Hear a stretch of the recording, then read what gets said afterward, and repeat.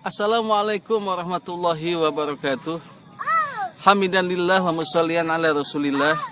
Asyhadu an la ilaha illallah wahdahu la syarikalah wa asyhadu anna muhammadan abduhu wa rasuluh alladzi la nabiyya ba'dah. Rabbi shrah li sadri wa yassir li amri wahlul 'uqdatam min lisani yafqahu qawli, amma ba'd. Ikhwani fillah rahimakumullah.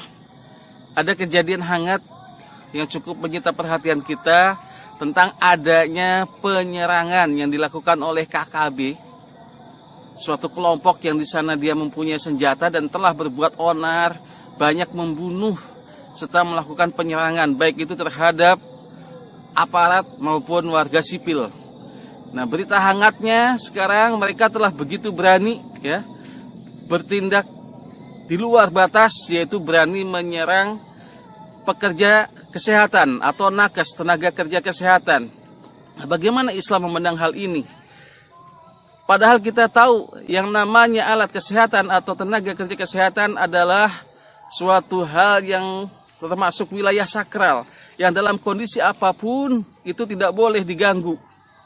Walaupun dalam hal kondisi peperangan, alat kesehatan dan tenaga kerjanya atau tenaga kesehatan itu mendapatkan perlindungan khusus yang tidak boleh diganggu. Nah, ini mereka sedang di pedalaman terpencil melakukan tugas kemanusiaan dan diserang oleh KKB. Nah, bagaimana Islam memandang hal ini?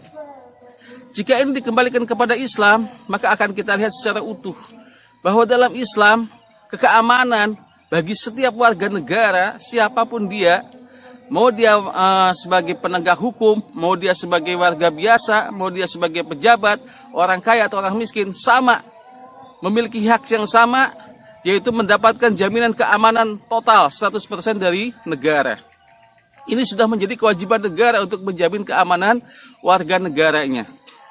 Nah, tatkala terjadi penyerangan, apalagi ini dilakukan terhadap tenaga medis, tenaga kesehatan, tenaga kerja kesehatan, yang di situ dia sedang melakukan suatu pertolongan, suatu pekerjaannya yang mulia, yaitu menolong atau merawat seseorang yang sakit, dan dia diserang, tentu ini suatu perbuatan yang sudah di luar batas. Bagaimana Islam memandang ini? Jika kita dikembalikan kepada hukum Islam, maka siapapun yang telah berani berbuat sesuatu yang itu berupa bentuk penindakan, apakah itu berupa kekerasan menggunakan senjata atau tanpa senjata, maka ada hukuman yang jelas bagi mereka. Dalam hal ini bisa kita terapkan hukum kisos. Walaupun asalnya hukum kisos adalah untuk pembunuhan, tetapi tidak untuk pembunuhan saja. Karena apa? Siapa saja yang berani menghilangkan satu anggota tubuh dari seseorang yang tidak ada haknya dia, maka dia akan dibalas dengan cara dihilangkan sesuai dengan anggota tubuh yang dihilangkan itu. Menghilangkan telinga, dia akan dibalas dengan dihilangkan telinga. Membutakan mata, dia akan dibalas dengan cara membutakan mata. Inilah hukum kisos. Hukumnya setimpal sebagaimana yang pernah dia dilakukan terhadap korbannya. Nah, bagaimana kalau itu dilakukan oleh sekelompok orang yang dia memiliki senjata dan dia terang-terangan menyatakan ingin keluar dari negeri ini? Ini tentu sangat berbahaya kalau didiamkan. Nah, dalam Islam, jika ada kelompok yang seperti ini, maka dia harus tetap dan cepat dibasmi, diatasi. Supaya apa? Ini tidak menyebar, tidak menyerempet ke wilayah negeri yang lain. Karena apa? Istilah ingin membebaskan diri dari negeri Islam itu hukumnya haram.